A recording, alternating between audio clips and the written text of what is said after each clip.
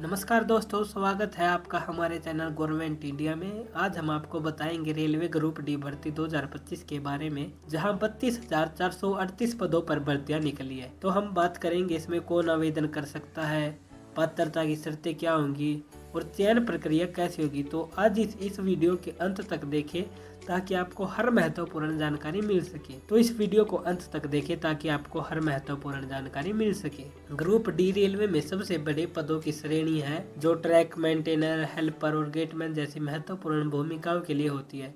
ये पद भारतीय रेलवे की रीढ़ होती है। यहाँ से शुरू होने वाली नौकरियों में प्रमोशन के अवसर भी मिलते हैं।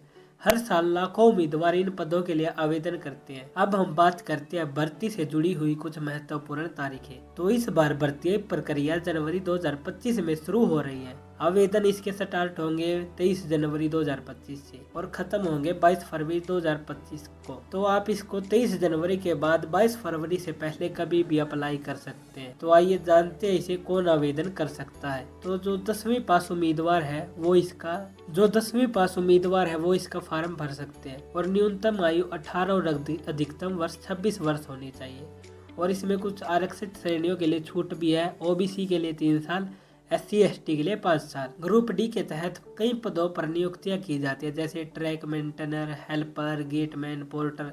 प्रत्येक पद के कार्यों को विस्तार से समझाते हुए हम इनकी जिम्मेदारियों और पदोन्नति के अवसर पर भी चर्चा करेंगे। 23 जनवरी के बाद आप रेलवे की आधिकारिक वेबसाइट पर आवेदन कर सकते हैं। तो सबसे पहला स्टेप इसका ये होगा कि आपको रजिस्ट्रेशन करवाकर आपकी जानकारी भरनी है और आवश्यक दस्तावेज अपलोड करने और जो आपका ये आवेदन शुल्क है उसको जमा करवाना है और फॉर्म को सबमिट करके उसका प्रिंट निकलवा लेना है। तो अब बात करते हैं इस फॉर्म की फीस क्या रहेगी। तो जो सामान्य वर्ग है, CBT में शामिल होने वाले, मतलब जो सामान्य वर्ग है उसकी 500 रुपये फीस है। SC/ST महिला दिव्यांग की 250 रुपये।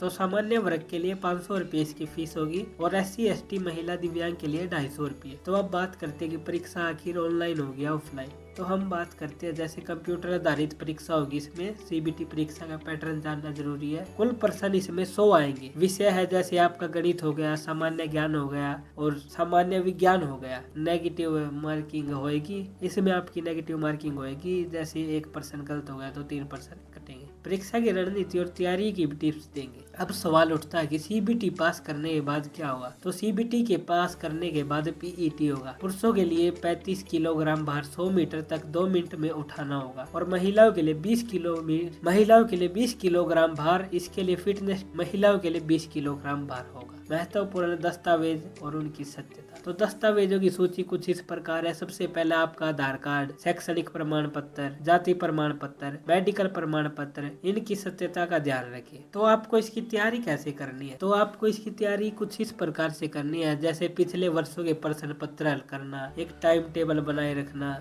और सकारात्मक सोच रखें। आप इसको क्लियर कर जाएंगे। सामान्य ज्ञान के प्रश्न को दोहराना, गणित के प्रश्न को सोल्व करके देखना। तो आपको कुछ इन ट्रिक्स और टिप्स का ध्यान रखना है, तो आप अच्छे से इस एग्जाम को दे पाओगे। तो दोस्तों, आज की जानकारी आपको कैसी लगी। अगर यह वीडियो पसंद आया हो तो लाइक करें, शेयर करें और चैनल को सब्सक्राइब करें। अगर आपको कुछ कमेंट करना हो तो कर सकते हो। हम आपके सभी सवालों को जवाब देने के लिए तैयार हैं। और चैनल को सब्सक्राइब करके और बेल आइकन को ऑन कर दो। धन्यवाद।